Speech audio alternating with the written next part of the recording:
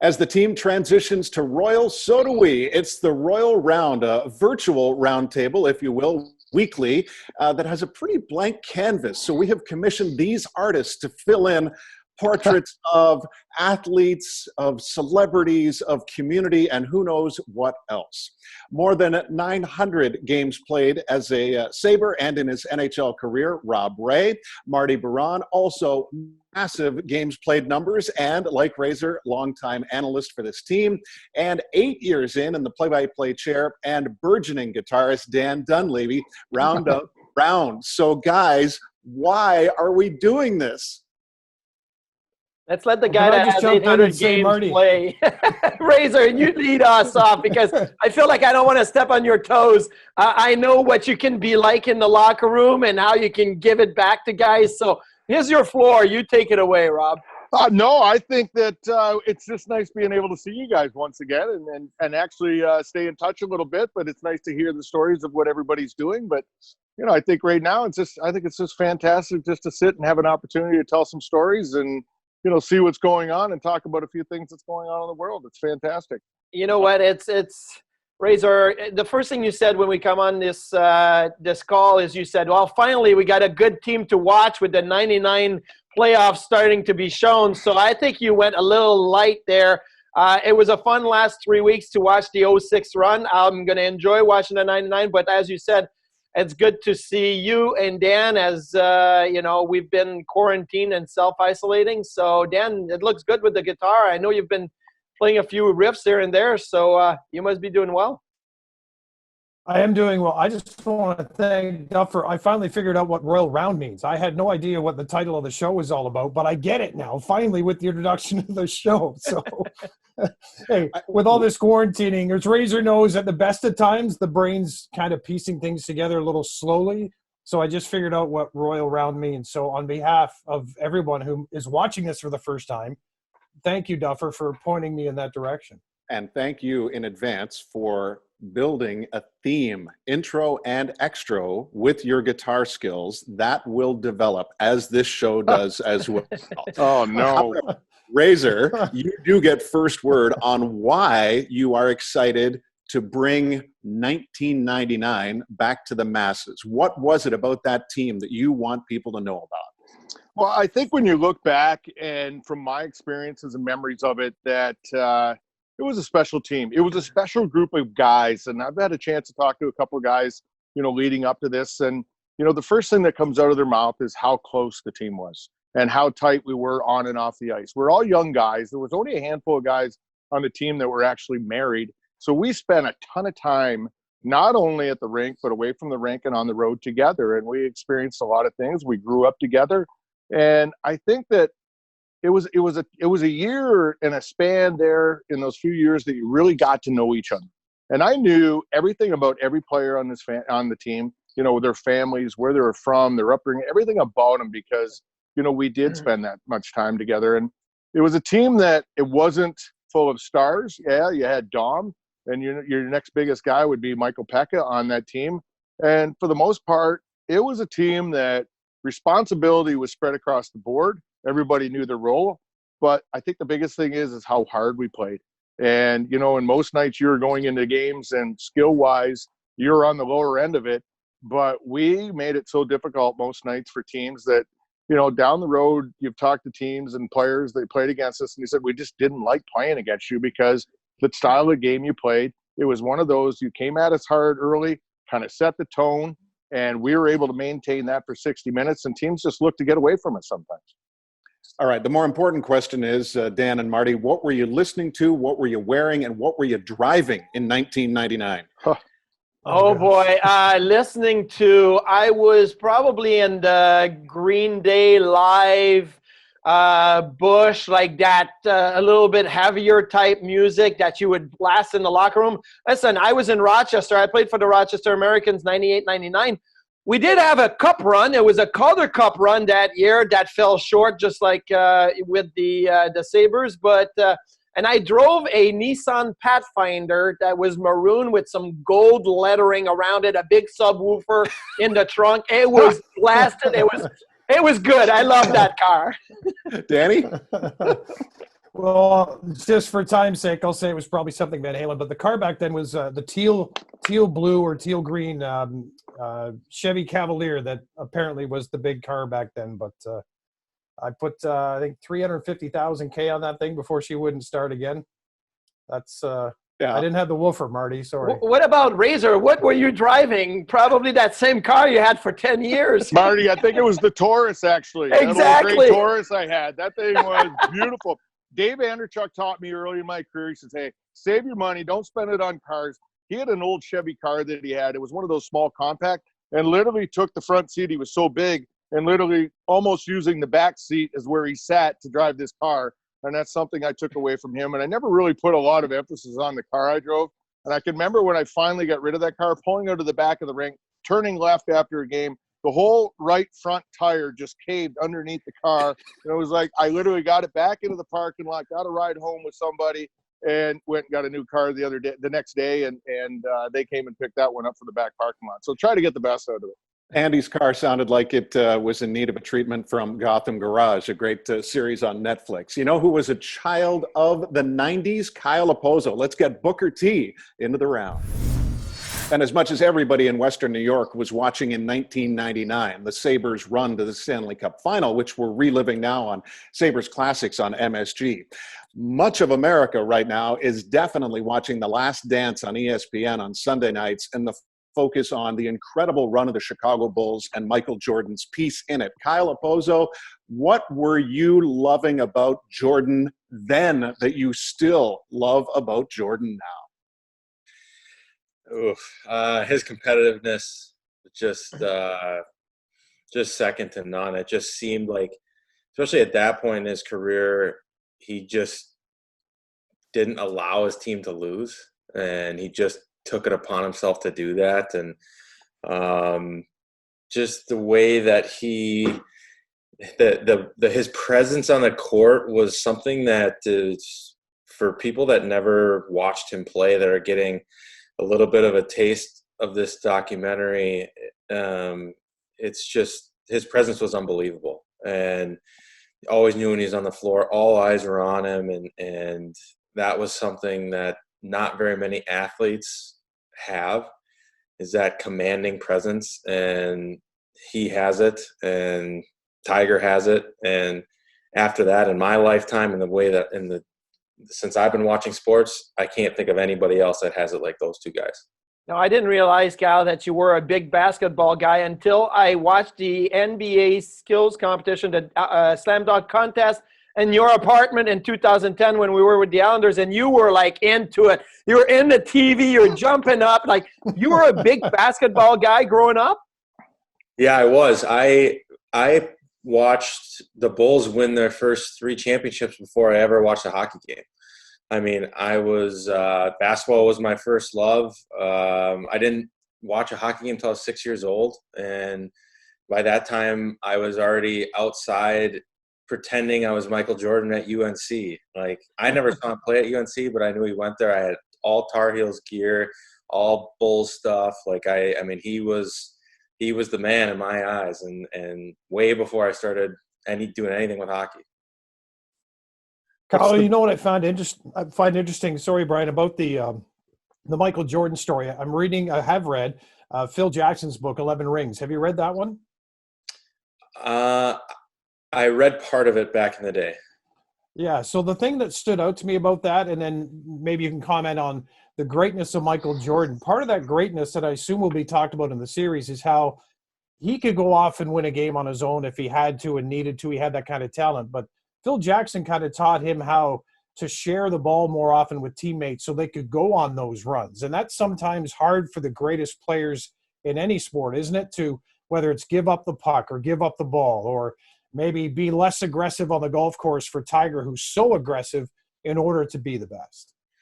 Yeah, well, they actually talked about that last night. It was interesting to see. They kind of ran through their first championship, and Phil Jackson had asked him to share the ball a little bit more. And he talked openly about, Michael talked about openly about his apprehension to do that because he was the man. He wanted to be the man all the time. And then he started to realize that it was going to be better for the team if he moved the ball more. And it was a clip in the series last night in the finals where they were just all over Jordan, and Phil, he came back to the bench and Phil said, "Who's open?" He said, "Paxson." Jordan says, "Paxson." And so he just starts feeding him the ball, and he starts hitting shots, and then they ended up winning. And like that's the mark of a superstar who wants to win. And he talks about too being in being in Magic's shadow and Bird's shadow, and just everybody just said he was just going to win scoring titles and he can't win championships. Well, he rewrote the narrative on that, and it's just so cool to see a superstar take a step back and take a lesser role in order for his team to win. But Kyle, the best part of that whole story was in its infancy when they're about to try to transition him. He goes, "I don't want Bill Cartwright with the ball with 5 seconds left." That was awesome. This is an equal opportunity offense. That was unbelievable. And then the other part of the coaching thing, and just I think to give the best dynamic of what Michael Jordan was and always was, like understanding of everybody's situation. When Doug Collins takes over as coach, and Doug would ultimately sweat profusely on the sidelines. So they're at MSG for Collins' first game as coach. He's drenched in sweat. It's late in the game. It's tied. He says, Collins, he's chewed his gum into a powder, and it's now all over his face. Jordan comes over and says, "Coach, take a drink of water. Wipe that stuff off your face. I'm not going to let you lose your first game." Goes out, rattles off, 10 points, and they win the game. That's great. Unbelievable. Like, how many athletes have the presence of mind to do that, have like the calmness, the drive, like the self-confidence that he can just go say something like that. That's incredible. Kyle, did you ever get to see him play live? Because I saw him play live, but he was with Washington when he returned after a 3-year absence and retirement. So I wish I would have gotten to see him play for the Bulls. But, hey, he put 40 points in Washington one night, and that was good enough. But did you ever get to see him live? I never got to see him play live, unfortunately. I'd come home from school every day, and I would turn on WGN. It was the station that all the Bulls games were on, and they reran them at 3 o'clock. So I'd get home from school, and I'd watch them from the night before. Oh, that's cool. What's your favorite line so far in the series, Kyle? Oh, man. Horace Grant was pretty good. Yeah, Horace was pretty good. I mean, it was pretty funny when they were talking about Isaiah Thomas and the Bad Boys. I mean, there's so many good things in there. The story about Rodman when he just leaves, needed a vacation. They grant him the 48-hour hiatus. Like that story was pretty crazy. I mean, what about when they had the wrong defender on Jordan, and was it Ron Artest? He's like, whatever. Craig Elo. Oh, yeah, and they put Craig Elo on it, yeah. Yeah. Harper. He goes, Jordan just goes, "That was a mistake." Yeah. That was for their first trip to the finals, right? That was in the conference finals, and he makes the shot with 3 seconds left, and the wrong guy was on him. And the fact that Jordan knew who was going to be the better defender on him and what he needed to do, to me, sets him apart from everybody else. Kyle, I understand that it's still a talking point among your peers in the room, and I'm guessing it's not just a Sabres room, it's probably league-wide, that you and some of your younger teammates have that discussion regularly. Who's the greatest? Oh, yeah, we have it a lot. And the guys know how passionate I am about Jordan, and so they just needle me a little bit all the time. And I'll give you an example. We did Secret Santa gifts this year, and I got a LeBron jersey for some Secret Santa from the guys. So, yeah, it's pretty funny. I mean, it's just the guys that they didn't grow up watching him. And I think LeBron is more talented than Michael. But if you give me the same team and put LeBron versus Michael with the same team, I take Jordan 100 times out of 100 to win a 7-game series. That's just my personal feeling about it. I think LeBron is so talented and he does so many things well. And he's just a superstar in a different age, and there's different stuff, different technology and everything. I get it, but Jordan's the best in my opinion. Well, when some of your teammates are available in the coming weeks to join us on the Royal Round, how about you come back and debate with those guys why Jordan is the best? I'd love to. Sign me up. All right. Sounds good. And from the last dance to the first dance for many aspiring pro football players with the NFL draft happening last week, Steve Tasker, of course, on hand to discuss from a Bills standpoint for us here on the Royal Round just how the weekend shook down. Steve, how are you? I'm doing great, guys. Thanks for having me on. Appreciate it. What's the biggest takeaway for you from Brandon Beane's efforts these past few days? Well, I think one of the things that struck me about this, they got these 7 new players, all of them. Even the kicker and the quarterback they got, which were the only 2 that were probably nobody was on anybody's radar. The other 5 guys, receivers, corners, defensive linemen, they were all at the positions everybody thought the Bills should get. And the only question now is, can these guys actually play? You know, if they can, the team really got a lot better. I'm sure the kid AJ Epineza, he's going to help this team, no question about it. He's big, he's got length. I watched him play in person one time this last fall. He looks like a pro. I mean, the guy's big, great hand fighter, got great technique in his upper body.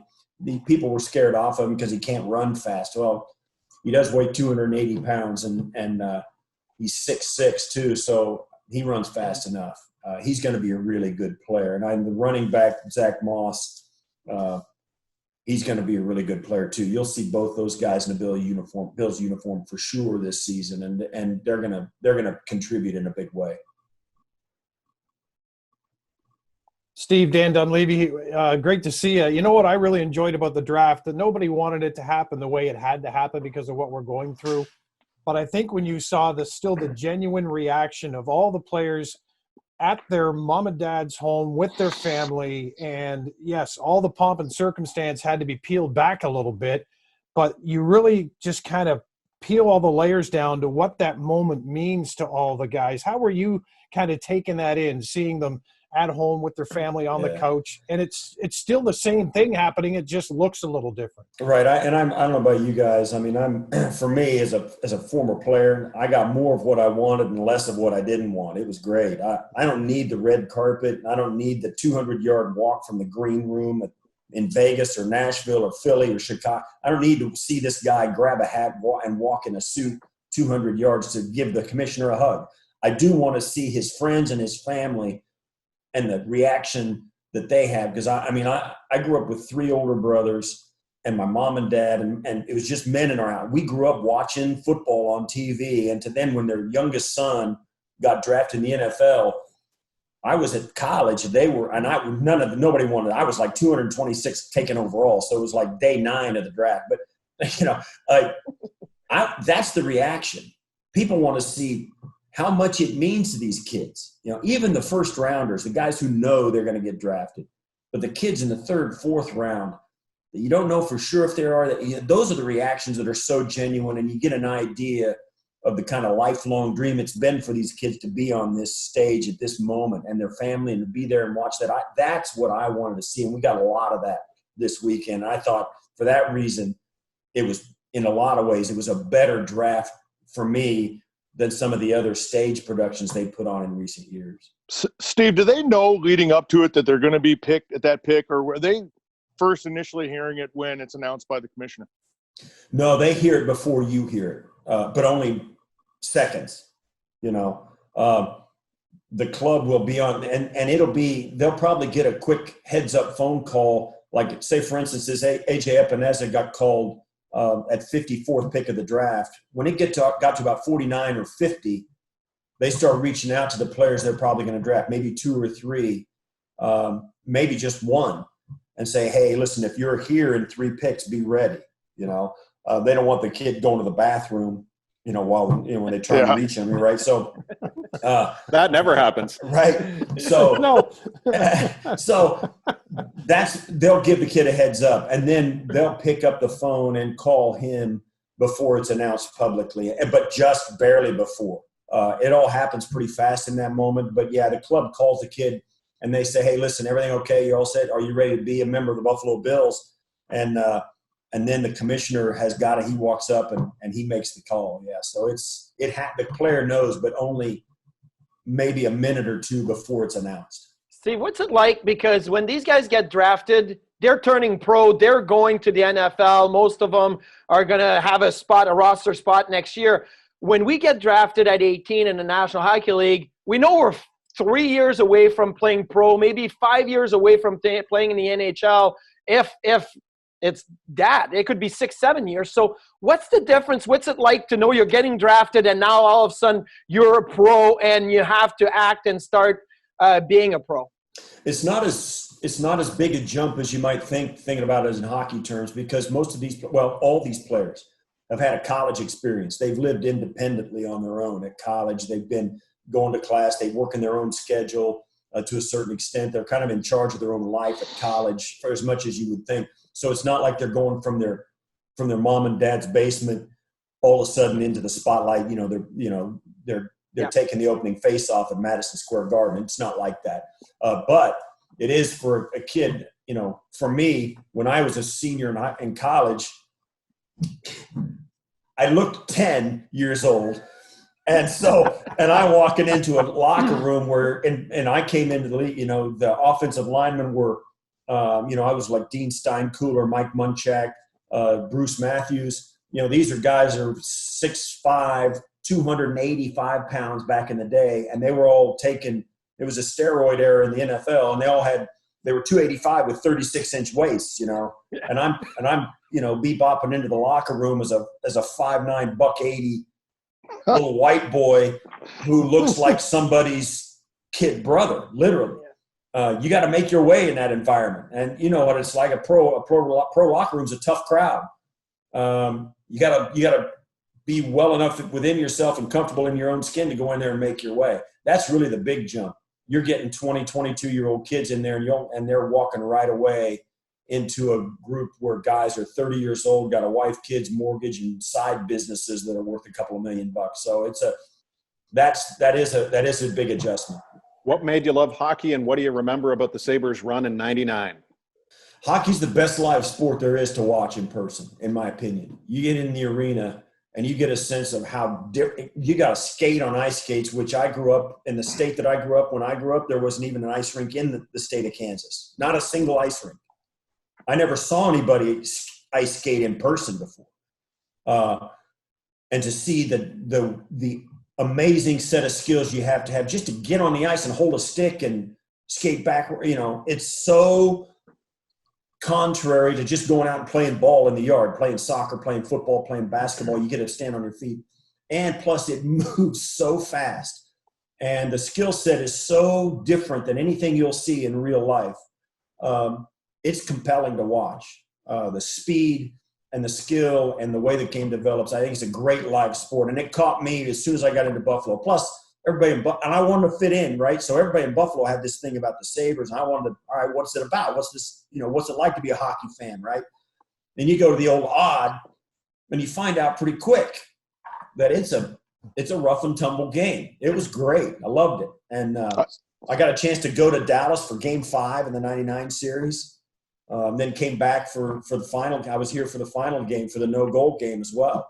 I loved it. It's just great. Go ahead. There was a lot of you guys that followed the team very close. I can remember, good friends with Ken Hall and Glenn Parker. These guys are there all the time, Thurman, Jim, yourself. But what I was surprised about is how quick they picked up on the game, because after a game you'd meet up and it'd be like they're giving it to you about something that happened or didn't happen. And I'm like, what would you guys know about it? But they're like, no, this is what you should have done, or this is what happened. And I was amazed how educated they got so quick on the game. Yeah, they loved it too. In fact, particularly the big guys, like Ken Hull and Will Wolford loved it. In fact, when Kent Hull retired, I got his season tickets. He gave them to me. I took his season tickets off, and those were mine for the time being. It was fun, and they loved it. I think because Kent.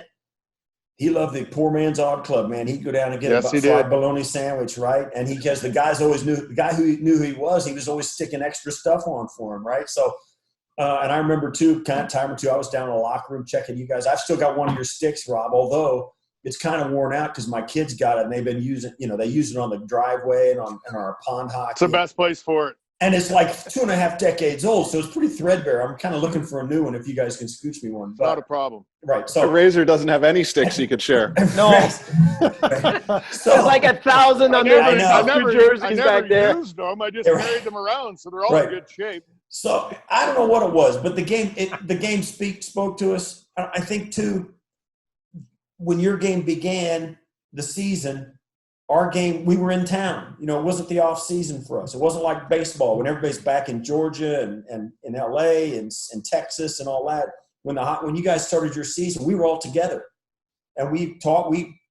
As a group, we talked about the Sabres, and we loved the team and followed it, and went to games together and watched it on TV together. So it was something that we did socially, that we, as a team, as guys on the team. So it was perfect timing for us because we would be in every morning, you're in the locker room sitting there on your stool and you start talking about the Sabres the night before. And it was something that drew us together. Steve, great insights on football and hockey, and as far as the storytelling is concerned. Thanks so much for joining us on the Royal Round. Guys, it was a blast. Thanks for having me.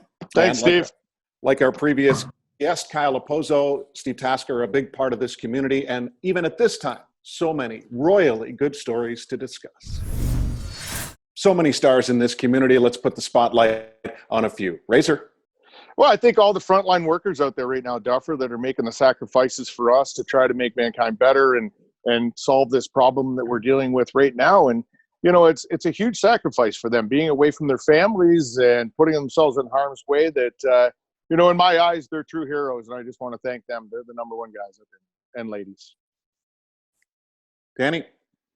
For me, you know what? I got an email again this morning about some progress at Roswell Park, and the researchers are making in this fight and trying to help people have a weapon of our own that we can have ready by the fall, hopefully, if we get life back to as close to whatever normal will be. So kind of similar to Rob, they are frontline workers, but boy, am I ever cheering on the scientists in the world right now to help us all out. So keep it going.